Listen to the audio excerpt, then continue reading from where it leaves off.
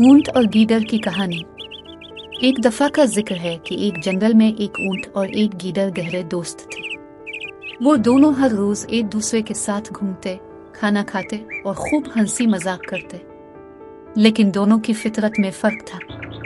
ऊंट सीधा, भोला और बड़ा जानवर था, जबकि गीदड़ चालाक और फितरतना थोड़ा धोखेबाज था। एक दिन गीदड़ ने ऊंट से कहा, यार, क्यों न हम साथ मिलकर एक खेत में जाकर खाना खाएं? वहाँ चावल का खेत है, हम खूब मजे करेंगे। ऊंट भूला था, वो फौरन मान गया और दोनों दोस्त चल दिए। जब वो खेत में पहुंचे तो ऊंट ने चावल खाने शुरू कर दिए। गीदड़ भी चावल खाने लगा, लेकिन इसके दिल में एक शरारत सूझी।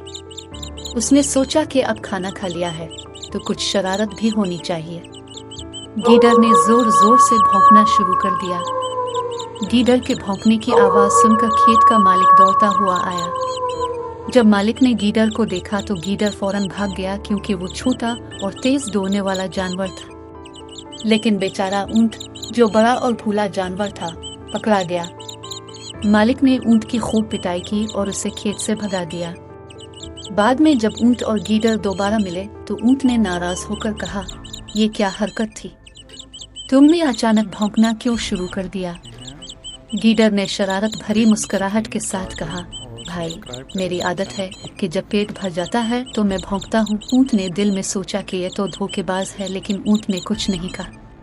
कुछ दिनों बाद गीदड़ ने ऊंट को फिर अपने साथ चलने के लिए कहा। इस बार ऊंट ने सोचा कि बदला लिया जाए। वो दोबारा खेत में गए और इस बार दोनों ने गनुई खाने शुरू कर दिए।